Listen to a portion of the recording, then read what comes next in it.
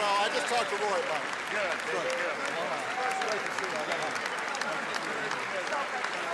Hey. Your legacy is solid. Thank you. Proud of you. Hey, Sam. Proud of you. So nice to see you. How are you? Good to see you. Happy New Year. Great to see you. Hey, good to see you. You know I will.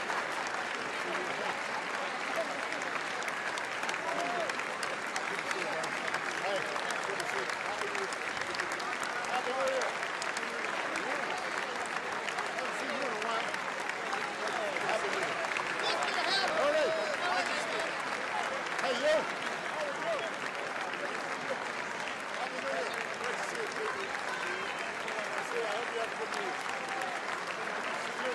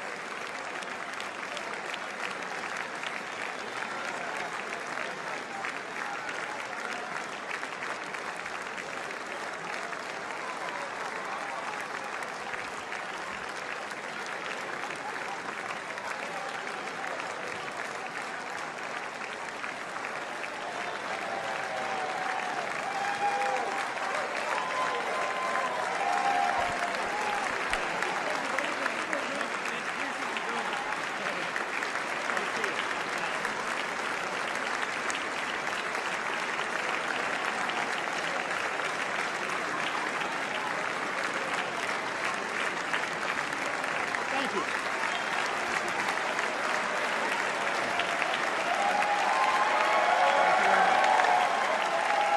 Thank you.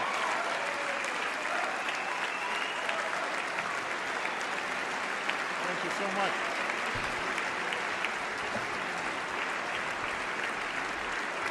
I believe these are for you.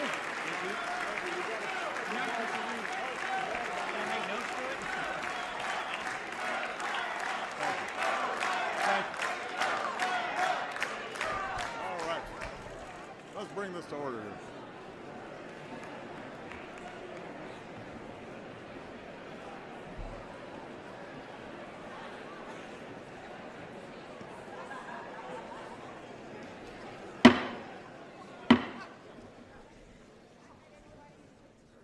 Members of Congress, I have the high privilege and the distinct honor of presenting to you the President of the United States.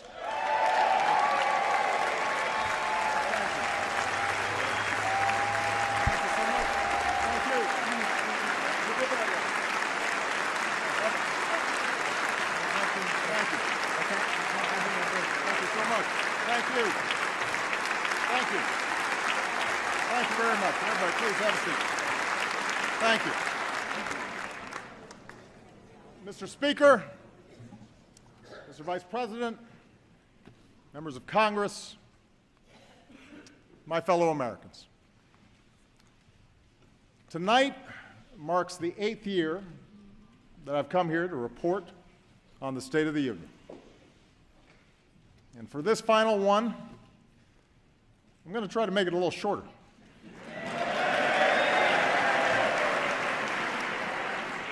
I know some of you are anxious to get back to Iowa.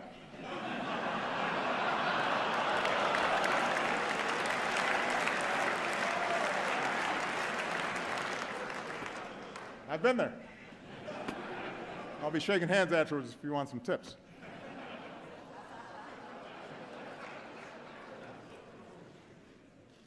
Now, I understand that because it's an election season, expectations for what we will achieve this year are low.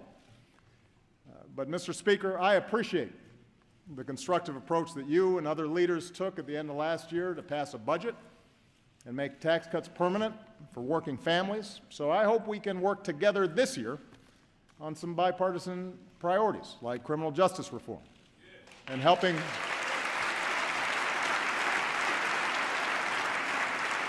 and helping people who are battling prescription drug abuse and heroin abuse.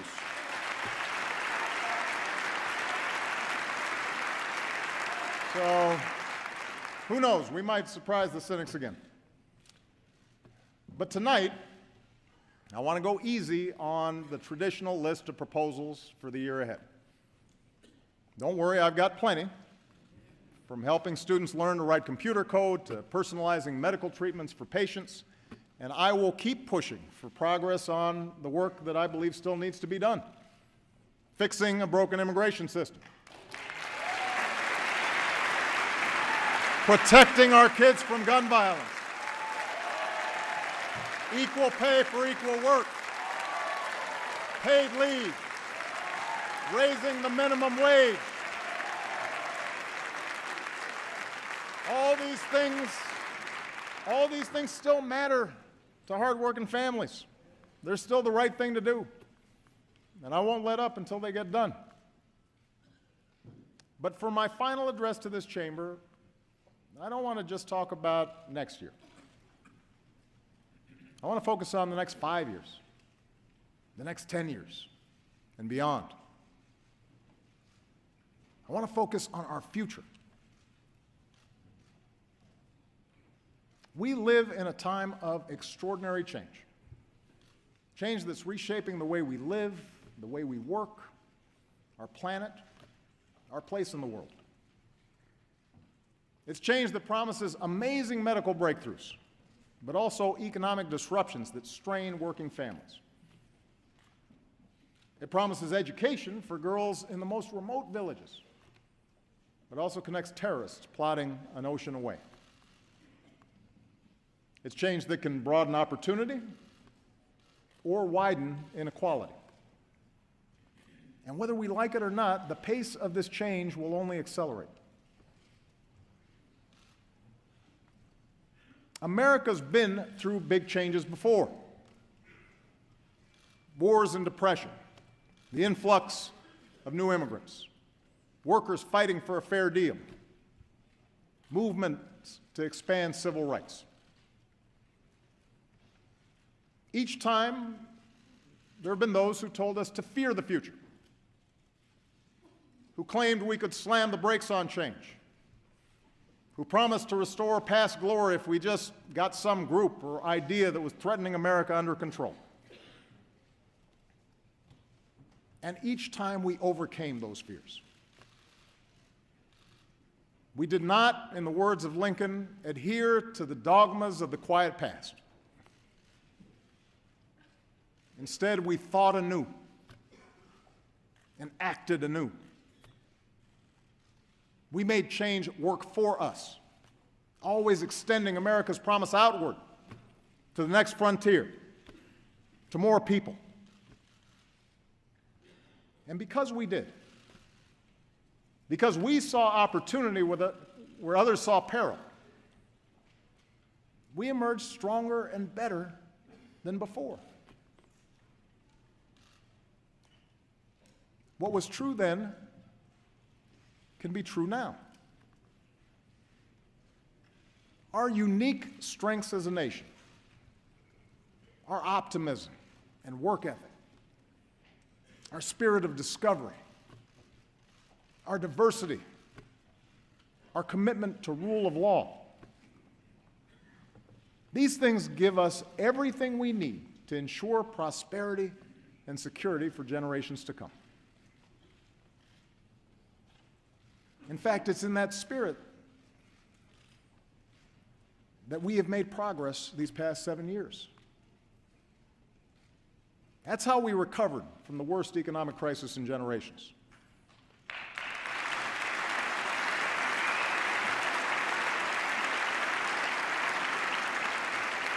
That's how we reformed our healthcare system. That's how we delivered more care and benefits to our troops coming home and our veterans. That's how we reinvented our energy sector.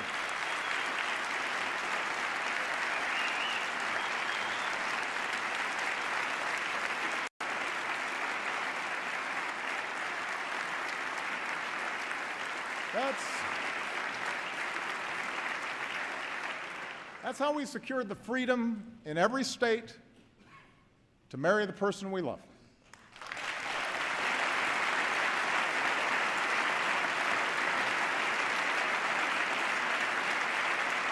But such progress is not inevitable. It's the result of choices we make together. And we face such choices right now. Will we respond to the changes of our time with fear, turning inward as a nation, turning against each other as a people? Or will we face the future with confidence in who we are, in what we stand for, and the incredible things that we can do together? So let's talk about the future. And 4 big questions that I believe we as a country have to answer, regardless of who the next president is or who controls the next Congress. First, how do we give everyone a fair shot at opportunity and security in this new economy?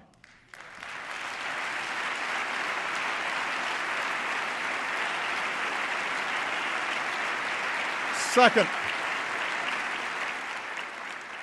how do we make technology work for us and not against us, especially when it comes to solving urgent challenges like climate change?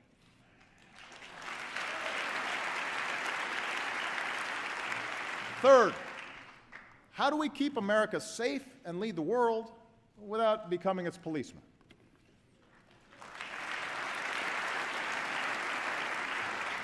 And finally, how can we make our politics reflect what's best in us and not what's worse?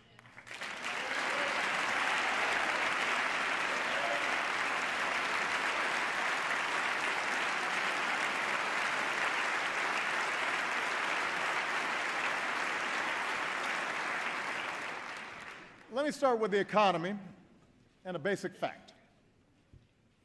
The United States of America, right now, has the strongest, most durable economy in the world.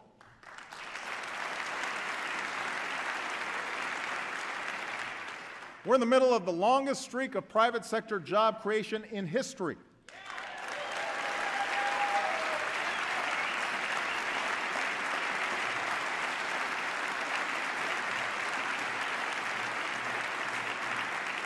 More than 14 million new jobs, the strongest 2 years of job growth since the 1990s, an unemployment rate cut in half. Our auto industry just had its best year ever.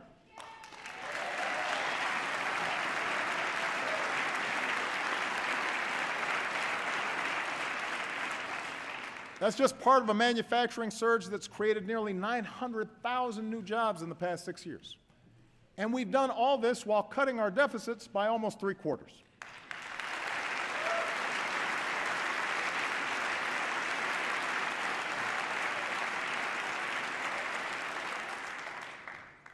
Anyone claiming that America's economy is in decline is peddling fiction.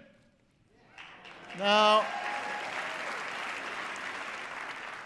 what is true, and the reason that a lot of Americans feel anxious, is that the economy has been changing in profound ways.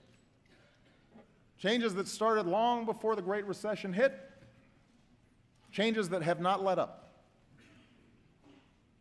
Today, technology doesn't just replace jobs on the assembly line, but any job where work can be automated.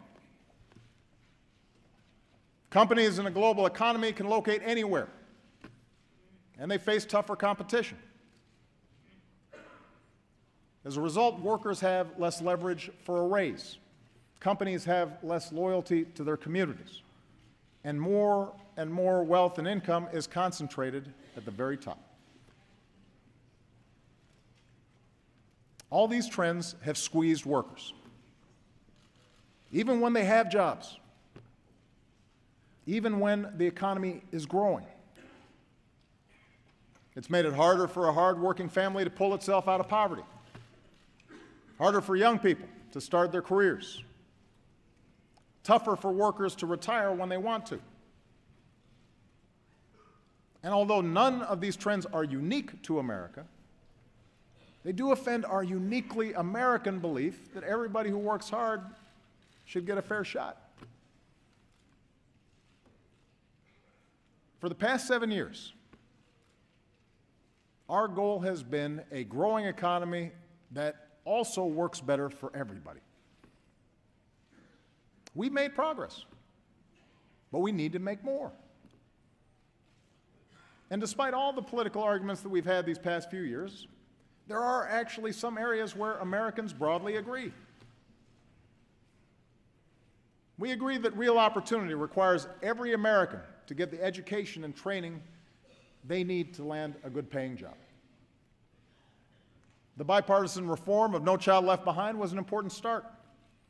And together we've increased early childhood education, lifted high school graduation rates to new highs, boosted graduates in fields like engineering. In the coming years, we should build on that progress by providing pre-K for all and offering every student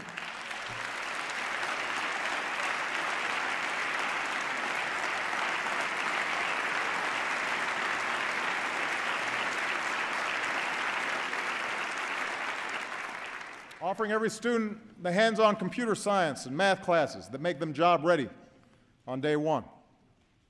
We should recruit and support more great teachers for our kids.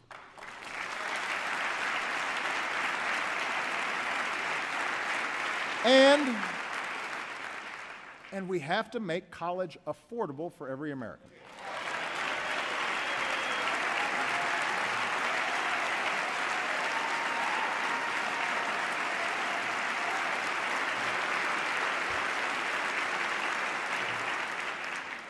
No hardworking student should be stuck in the red.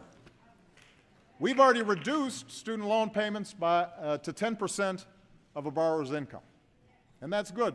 But now we've actually got to cut the cost of college.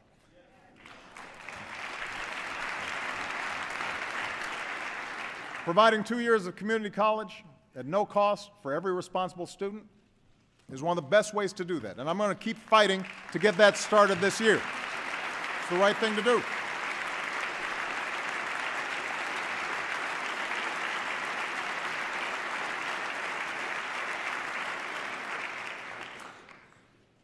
But a great education isn't all we need in this new economy. We also need benefits and protections that provide a basic measure of security. It's not too much of a stretch to say that some of the only people in America who are going to work the same job in the same place with a health and retirement package for 30 years are sitting in this chamber.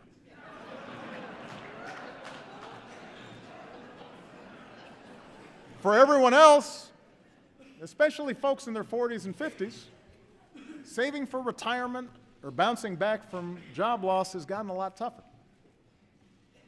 Americans understand that at some point in their careers, in this new economy, they may have to retool, they may have to retrain, but they shouldn't lose what they've already worked so hard to build in the process. That's why Social Security and Medicare are more important than ever. We shouldn't weaken them, we should strengthen them.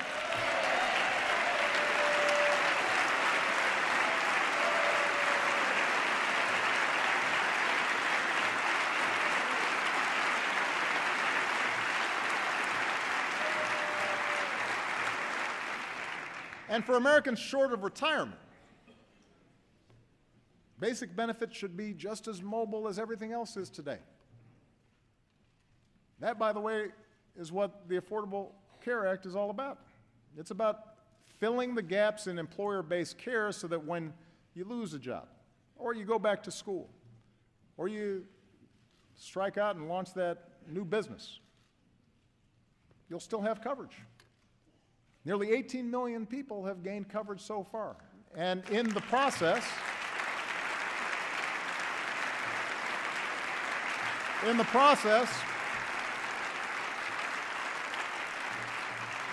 healthcare inflation has slowed, and our businesses have created jobs every single month since it became law. Now, I'm guessing we won't agree on health care anytime soon. But, oh, applause back there. Just a guess. But there should be other ways parties can work together to improve economic security. Say a hardworking American loses his job. We shouldn't just make sure that he can get unemployment insurance. We should make sure that program encourages him to retrain for a business that's ready to hire him. If that new job doesn't pay as much, there should be a system of wage insurance in place so that he can still pay his bills. And even if he's going from job to job, he should still be able to save for retirement and take his savings with him. That's the way we make the new economy work better for everybody. I also know Speaker Ryan has talked about his interest in tackling poverty. America is about giving everybody willing to work a chance, a hand up. And I'd welcome a serious discussion about strategies we can all support, like expanding tax cuts for low-income workers who don't have children.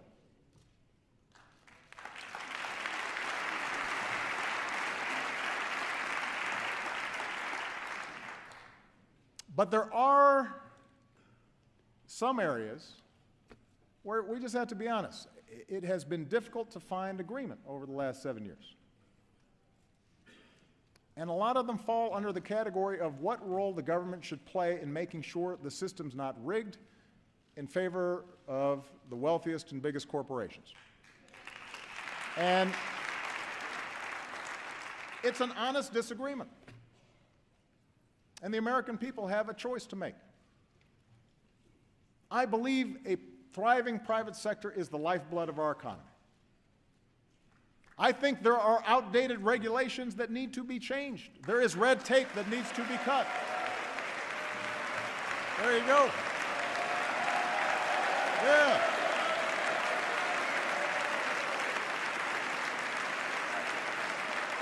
See?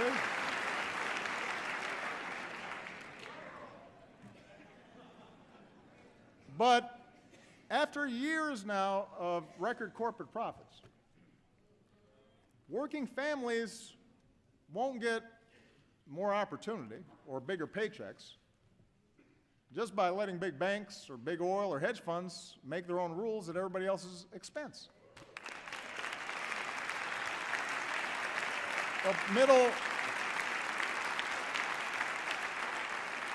Middle-class families are not going to feel more secure because we allowed a tax on collective bargaining to go unanswered. Food stamp recipients did not cause the financial crisis. Recklessness on Wall Street did.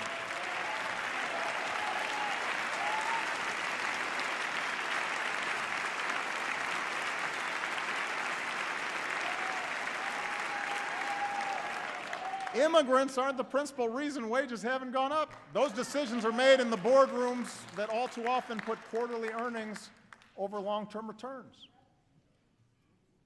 It's sure not the average family watching tonight that avoids paying taxes through offshore accounts. The point is, I believe that in this new economy, workers and startups and small businesses need more of a voice, not less. The rules should work for them. And I'm not alone in this. This year I plan to lift up the many businesses who figured out that doing right by their workers or their customers or their communities ends up being good for their shareholders. And I want to spread those best practices across America. That's part of a brighter future.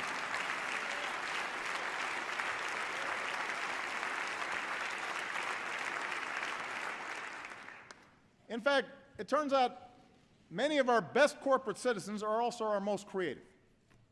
And this brings me to the second big question we as a country have to answer. How do we reignite that spirit of innovation to meet our biggest challenges? 60 years ago, when the Russians beat us into space, we didn't deny Sputnik was up there. We didn't argue about the science or shrink our research and development budget. We built a space program almost overnight, and 12 years later, we were walking on the moon.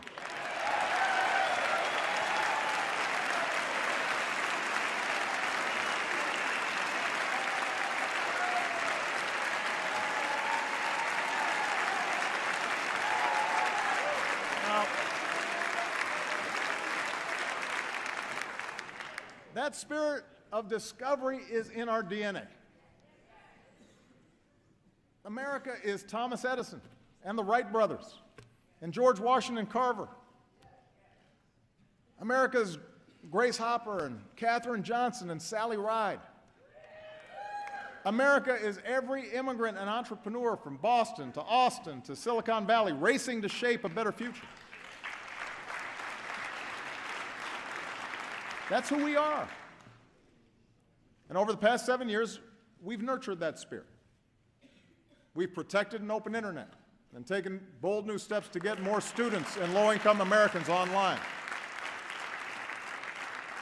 We've launched next-generation manufacturing hubs and online tools that give an entrepreneur everything he or she needs to start a business in a single day. But we can do so much more.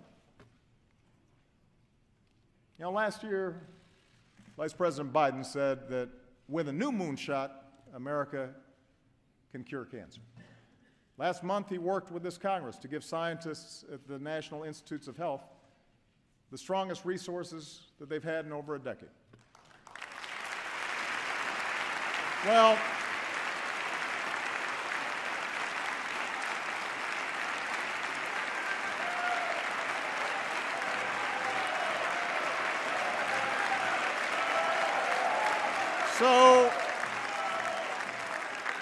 So tonight I'm announcing a new national effort to get it done. And because he's gone to the mat for all of us on so many issues over the past 40 years, I'm putting Joe in charge of mission control. For the loved ones we've all lost, for the families that we can still save, let's make America the country that cures cancer once and for all. What do you say, Joe? Let's make it happen.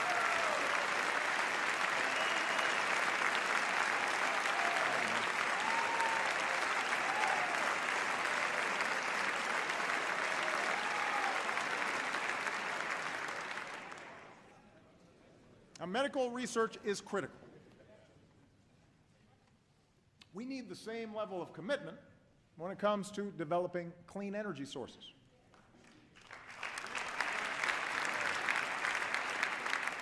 Look, if anybody still wants to dispute the science around climate change, have at it. You will be pretty lonely because you'll be debating our military, most of America's business leaders, the majority of the American people, almost the entire scientific community, and 200 nations around the world who agree it's a problem and intend to solve it. But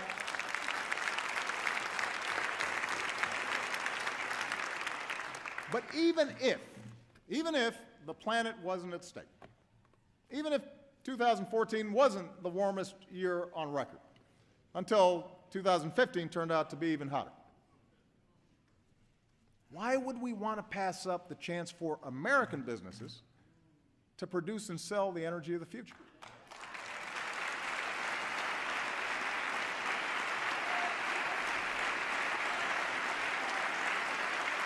Listen, 7 years ago, we made the single biggest investment in clean energy in our history. Here are the results. In fields from Iowa to Texas, wind power is now cheaper than dirtier conventional power. On rooftops from Arizona to New York, solar is saving Americans tens of millions of dollars a year on their energy bills and employs more Americans than coal in jobs that pay better than average. We're taking steps to give homeowners the freedom to generate and store their own energy, something, by the way, that environmentalists and Tea Partiers have teamed up to support. And meanwhile, we've cut our imports of foreign oil by nearly 60% and cut carbon pollution more than any other country on earth.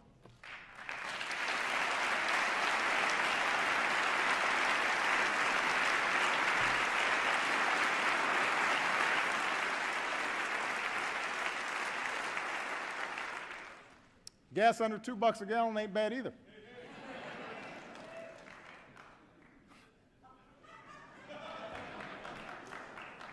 Now we've got to accelerate the transition away from old, dirtier energy sources. Rather than subsidize the past, we should invest in the future, especially in communities that rely on fossil fuels. We do them no favor when we don't show them where the trends are going. And that's why I'm going to push to change the way we manage our oil and coal resources so that they better reflect the cost they impose on taxpayers and our planet. And that way we put money back into those communities and put tens of thousands of Americans to work building a 21st century transportation system.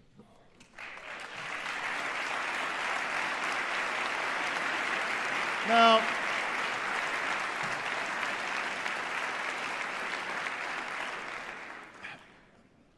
none of this is going to happen overnight. And yes, there are plenty of entrenched interests who want to protect the status quo. But the jobs we'll create, the money we'll save, the planet we'll preserve, that is the kind of future our kids and our grandkids deserve. And it's within our grasp. Now, climate change is just one of many issues where our security is linked to the rest of the world. And that's why the third big question that we have to answer together is how to keep America safe and strong without either isolating ourselves or trying to nation build everywhere there's a problem. I told you earlier, all the talk of America's economic decline is political hot air. Well, so is all the rhetoric you hear about our enemies getting stronger and America getting weaker. Let me tell you something. The United States of America is the most powerful nation on earth, period. Period. It's not even close. It's not even close.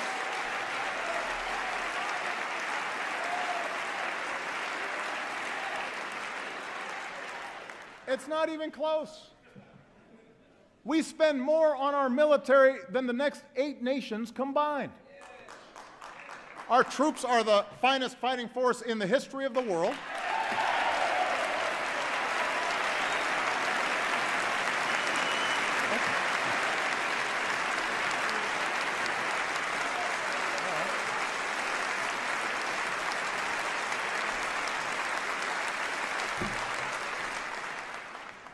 No nation attacks us directly or our allies because they know that's the path to ruin. Surveys show our standing around the world is higher than when I was elected to this office, and when it comes to every important international issue. People of the world do not look to Beijing or Moscow to lead, they call us.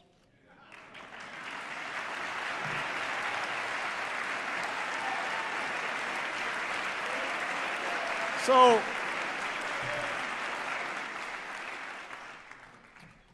I think it's useful to level set here. Because when we don't make good decisions. Now, as someone who begins every day with an intelligence briefing, I know this is a dangerous time. But that's not primarily because of some looming superpower out there, and it's certainly not because of diminished American strength. In today's world, we're threatened less by evil empires and more by failing states. The Middle East is going through a transformation that will play out for a generation, rooted in conflicts that date back millennia. Economic headwinds are blowing in from a Chinese economy that is in significant transition. Even as their economy severely contracts, Russia is pouring resources in to prop up Ukraine and Syria, client states that they saw slipping away from their orbit. And the international system we built after World War II is now struggling to keep pace with this new reality. It's up to us, the United States of America, to help remake that system. And to do that well, it means that we've got to set priorities. Priority number one is protecting the American people and going after terrorist networks.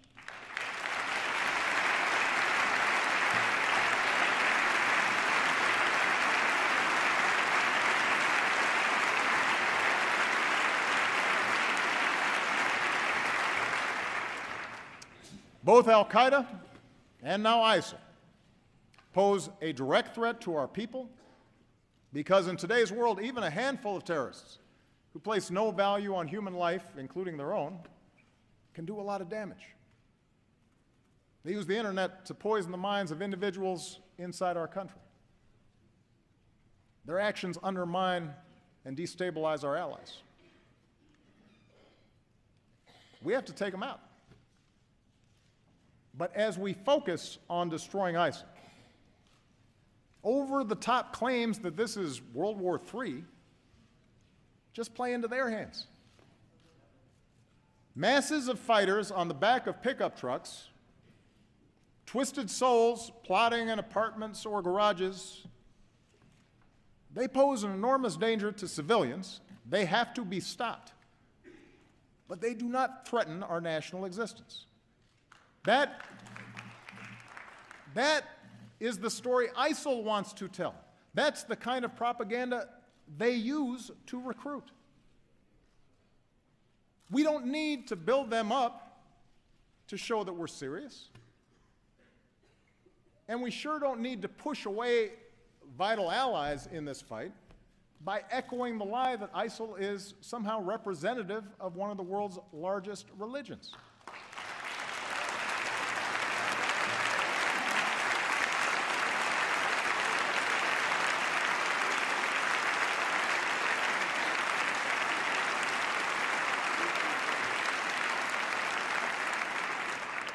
We just need to call them what they are, killers and fanatics who have to be rooted out, hunted down, and destroyed.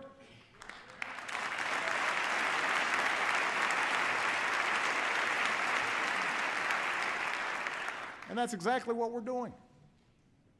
For more than a year, America has led a coalition of more than 60 countries to cut off ISIL's financing, disrupt their plots, stop the flow of terrorist fighters, and stamp out their vicious ideology. With nearly 10,000 airstrikes, we're taking out their leadership, their oil, their training camps, their weapons. We're training, arming, and supporting forces who are steadily reclaiming territory in Iraq and Syria. If this Congress is serious about winning this war and wants to send a message to our troops and the world, authorize the use of military force against ISIL. Take a vote.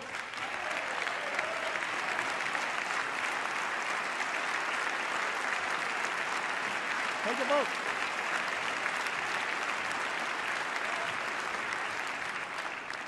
But the American people should know that with or without congressional action, ISIL will learn the same lessons as terrorists before them.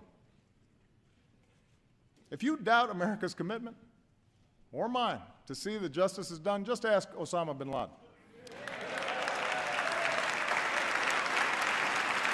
Ask the leader of al-Qaeda in Yemen, who was taken out last year, or the perpetrator of the Benghazi attacks, who sits in a prison cell.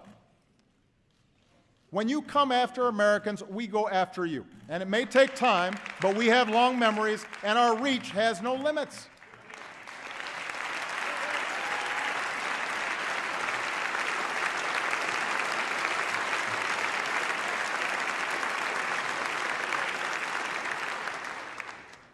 Our foreign policy has to be focused on the threat from ISIL and al-Qaeda. But it can't stop there. For even without ISIL, even without al-Qaeda, instability will continue for decades in many parts of the world. In the Middle East, in Afghanistan and parts of Pakistan, in parts of Central America and Africa and Asia. Some of these places may become safe havens for new terrorist networks. Others will just fall victim to ethnic conflict or famine, feeding the next wave of refugees. The world will look to us to help solve these problems. And our answer needs to be more than tough talk or calls to carpet bomb civilians. That may work as a TV soundbite, but it doesn't pass muster on the world stage. We also can't try to take over and rebuild every country that falls into crisis, even if it's done with the best of intentions. That's not leadership. That's a recipe for quagmire, spilling American blood and treasure that ultimately will weaken us. It's the lesson of Vietnam. It's the lesson of Iraq, and we should have learned it by now. Now,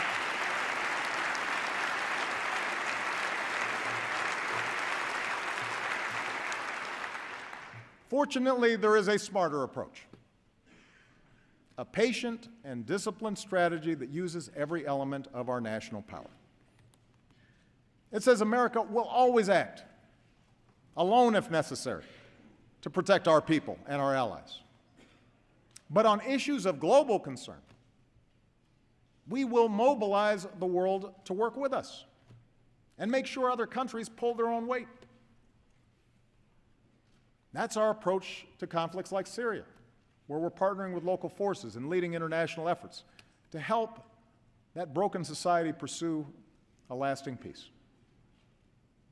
That's why we built a global coalition with sanctions and principled diplomacy to prevent a nuclear-armed Iran. And as we speak, Iran has rolled back its nuclear program, shipped out its uranium stockpile, and the world has avoided another war.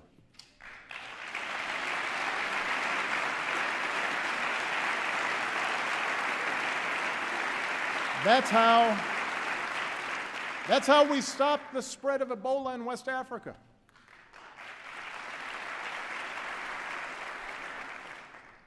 Our military, our doctors, our development workers, they were heroic. They set up the platform that then allowed other countries to join in behind us and stamp out that epidemic. Hundreds of thousands, maybe a couple million lives were saved. That's how we forged a Trans-Pacific Partnership to open markets and protect workers and the environment and advance American leadership in Asia.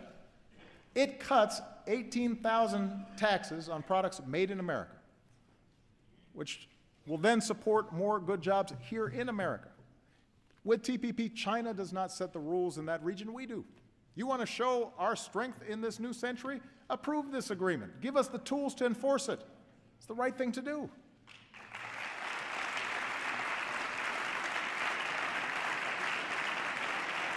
Let me give you another example. 50 years of isolating Cuba had failed to promote democracy. It set us back in Latin America.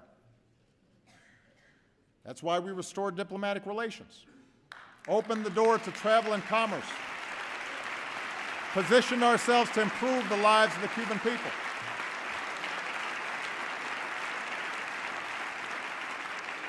So if you want to consolidate our leadership and credibility in the hemisphere, recognize that the Cold War is over. Lift the embargo.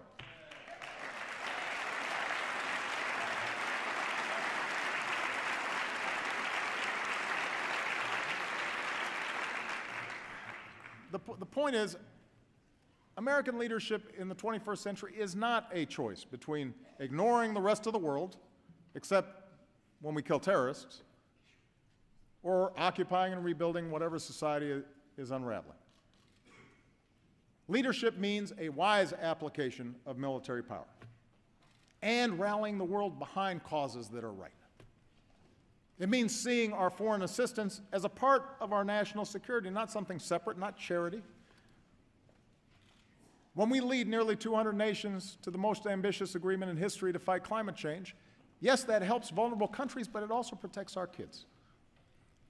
When we help Ukraine defend its democracy, or Colombia resolve a decades-long war, that strengthens the international order we depend on.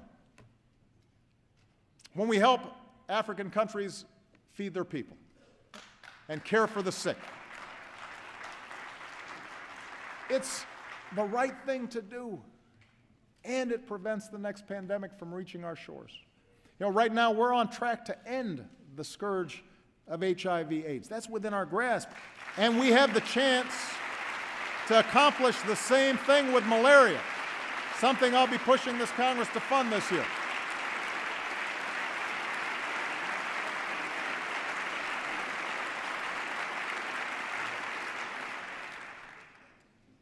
That's American strength. That's American leadership. And that kind of leadership depends on the power of our example. That's why I will keep working to shut down the prison at Guantanamo. It is expensive, it is unnecessary, and it only serves as a recruitment brochure for our enemies. There's a better way. And that's why we need to reject any politics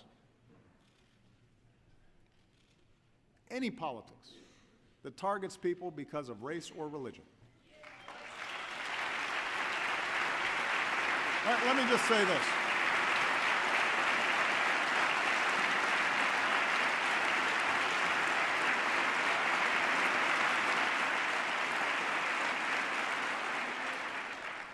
This is not a matter of political correctness. This is a matter of understanding just what it is that makes us strong. The world respects us not just for our arsenal. It respects us for our diversity and our openness and the way we respect every faith. His Holiness Pope Francis told this body from the very spot that I'm standing on tonight that to imitate the hatred and violence of tyrants and murderers is the best way to take their place.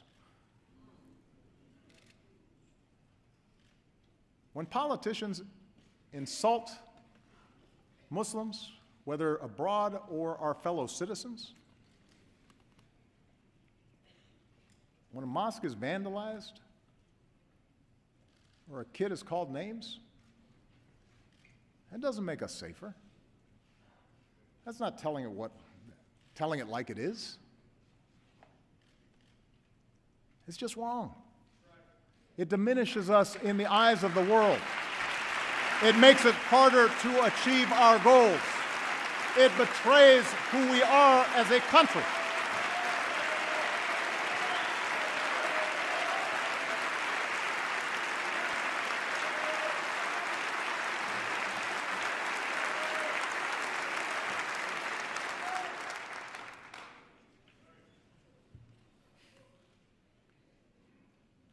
We the people. Our Constitution begins with those three simple words. Words we've come to recognize mean all the people, not just some. Words that insist we rise and fall together. That's how we might perfect our union.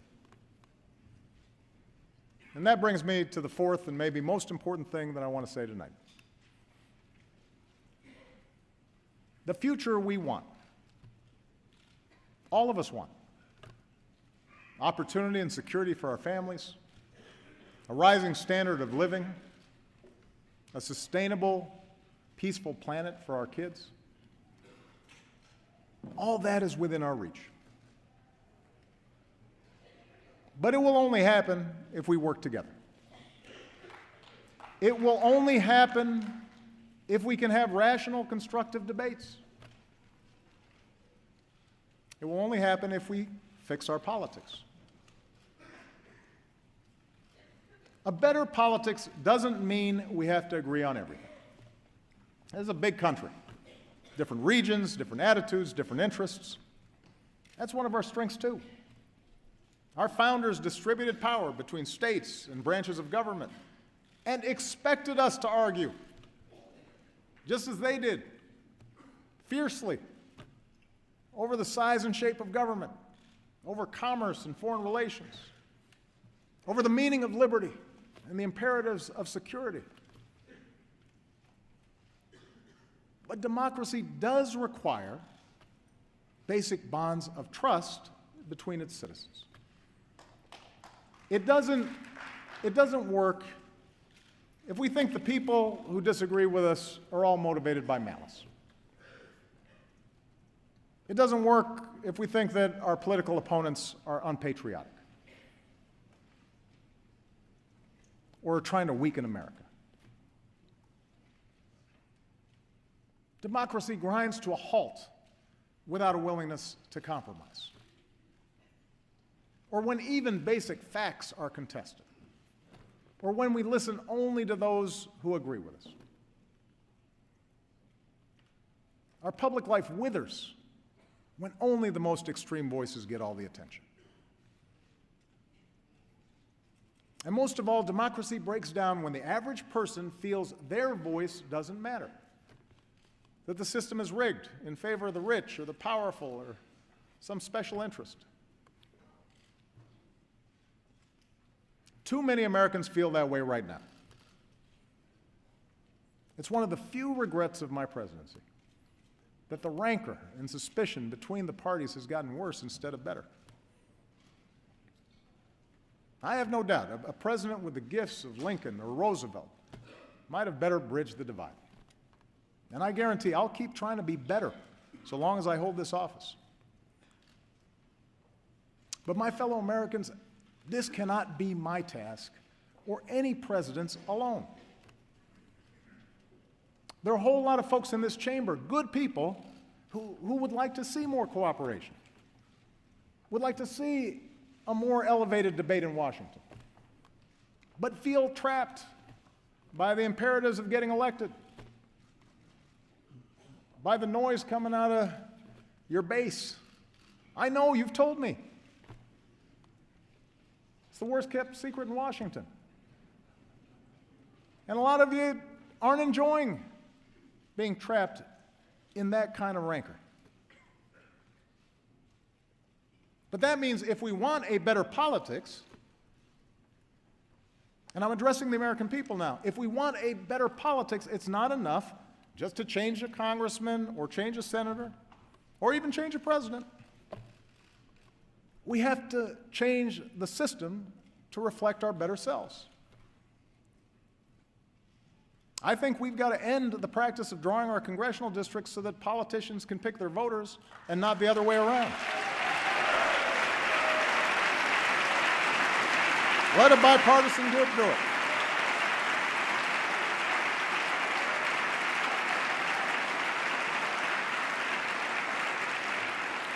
I believe we've got to reduce the influence of money in our politics so that a handful of families or hidden interests can't bankroll our elections.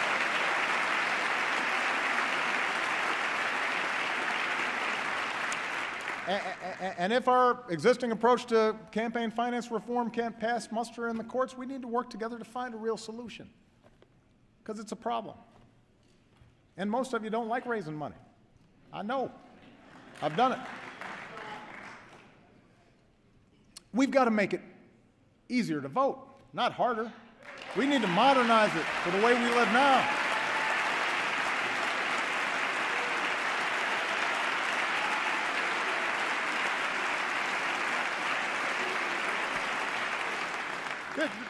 This is America.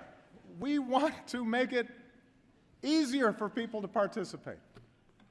And over the course of this year, I intend to travel the country to push for reforms that do just that. But I can't do these things on my own. Changes in our political process, in not just who gets elected, but how they get elected, that will only happen when the American people demand it. It depends on you. That's what's meant by a government of. by and for the people.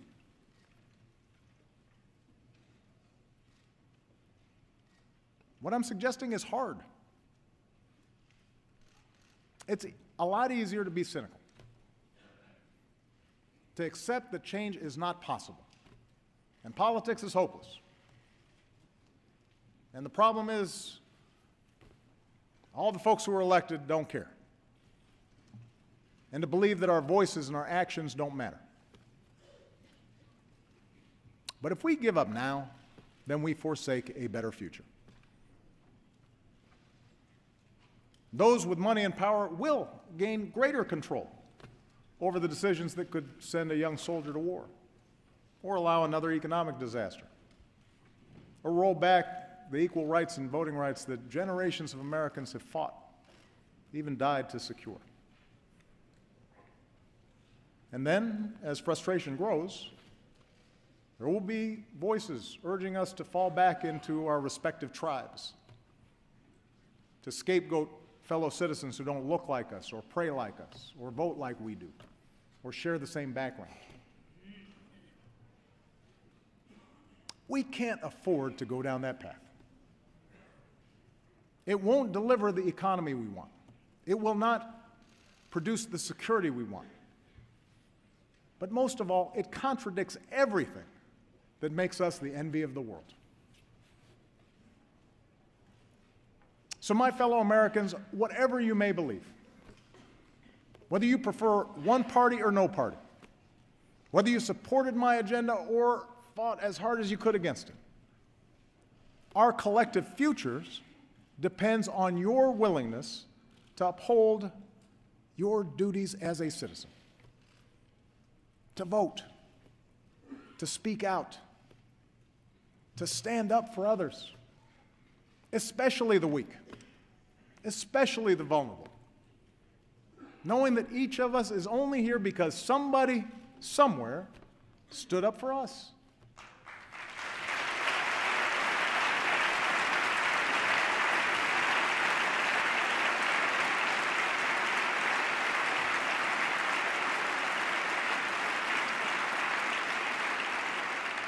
We need every American to stay active in our public life, and not just during election time, so that our public life reflects the goodness and the decency that I see in the American people every single day. It is not easy. Our brand of democracy is hard. But I can promise that a little over a year from now, when I no longer hold this office, I will be right there with you as a citizen, inspired by those voices of fairness and vision, of grit and good humor and kindness that have helped America travel so far. Voices that help us see ourselves not first and foremost as black or white or Asian or Latino, not as gay or straight, immigrant or native born, not Democrat or Republican, but as Americans first, bound by a common creed. Voices Dr. King believed would have the final word. Voices of unarmed truth and unconditional love. And they're out there, those voices. They don't get a lot of attention. They don't seek a lot of fanfare. But they're busy doing the work this country needs doing. I see them everywhere I travel in this incredible country of ours. I see you, the American people. And in your daily acts of citizenship, I see our future unfolding. I see it in the worker on the assembly line who clocked extra shifts to keep his company open, and the boss who pays him higher wages instead of laying him off. I see it in the dreamer who stays up late at night to finish her science project, and the teacher who comes in early, maybe with some extra supplies that she bought because she knows that that young girl might someday cure a disease. I see it in the American who served his time, made bad mistakes as a child, but now is dreaming of starting over. And I see it in the business owner who gives him that second chance. The protester determined to prove that justice matters. And the young cop walking the beat, treating everybody with respect, doing the brave, quiet work of keeping us safe. I see it in the soldier who gives almost everything to save his brothers. The nurse who tends to him till he can run a marathon. The community that lines up to cheer him on. It's the son who finds the courage to come out as who he is. And the father whose love for that son overrides everything he's been taught. I see it in the elderly woman who will wait in line to cast her vote as long as she has to.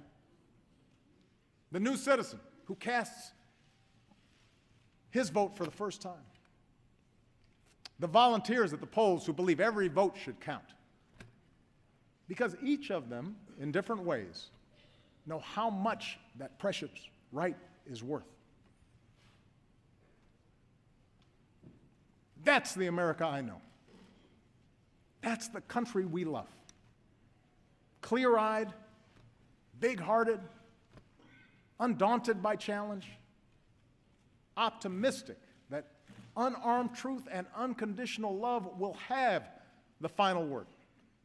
That's what makes me so hopeful about our future. I believe in change because I believe in you, the American people. And that's why I stand here as confident as I have ever been that the state of our union is strong. Thank you. God bless you. God bless the United States of America.